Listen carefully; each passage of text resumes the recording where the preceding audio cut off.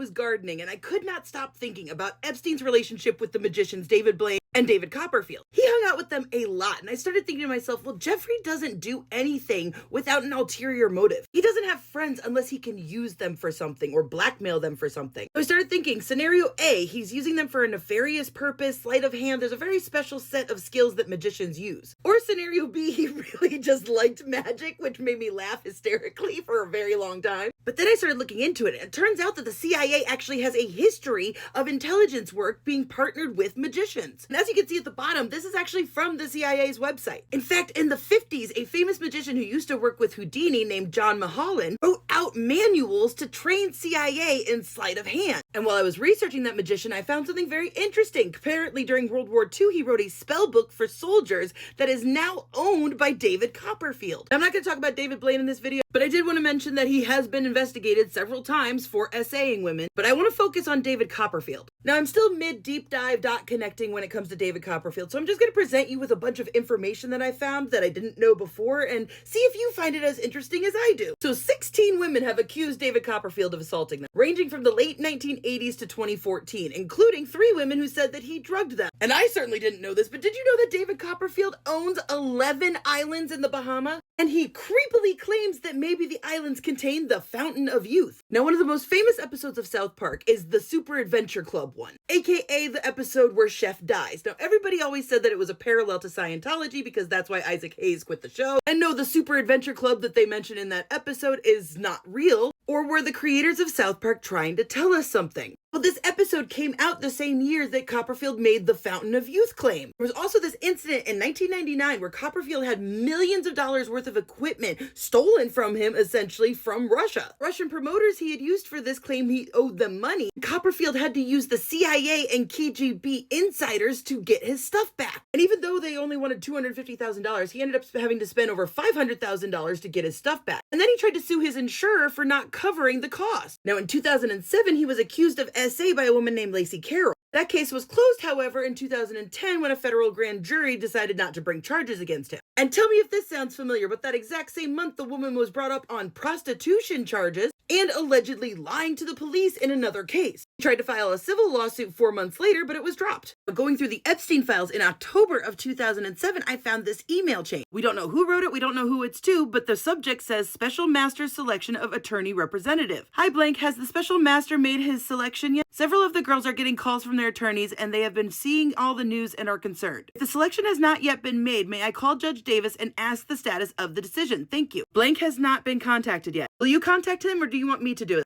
I'll contact him, but before I do, we'll chat. Jay was supposed to send me his comments to our proposed letters, but haven't gotten them yet. Referring to Jay Lefkowitz, who was Epstein's main attorney in the 2007 deal, and also used to work at Kirkland and Ellis with Acosta. Oh, and Bill Barr. All right, now here's where it gets weird, though.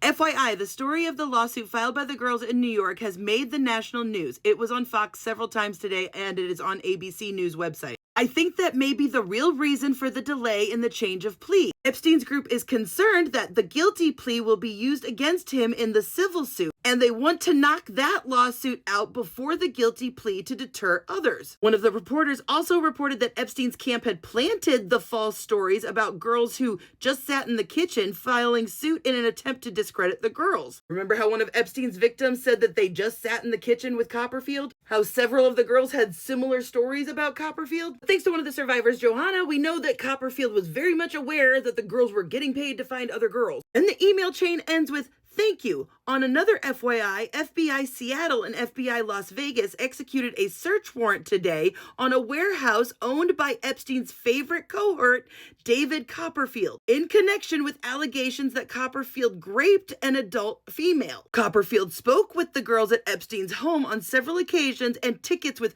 backstage passes were a favorite birthday gift for Epstein to give to the girls. I asked Blank to contact the case agent just in case." I also found out that in April of 2006, in the midst of all of the Epstein investigation and everything, David Copperfield was performing in West Palm Beach when he and his 2 assistants were robbed on their way to the bus. Now, supposedly 4 teenagers were arrested in connection to this, but only 3 of them were ever formally charged. Now, these were like 17, 18-year-old kids who supposedly did this. I say supposedly because apparently they were wanted in connection to several other different robberies in the area, Now, even though his two assistants were robbed of everything they had, including passports and euros, David Copperfield apparently used his sleight of hand in order to make the robbers think that his pockets were empty. But there's just something weird about this story that isn't making sense to me. Because if these teenagers were doing just random robberies on the street at gunpoint, I find it hard to believe they just randomly happened to rob David Copperfield while he was walking from the venue that he just finished performing at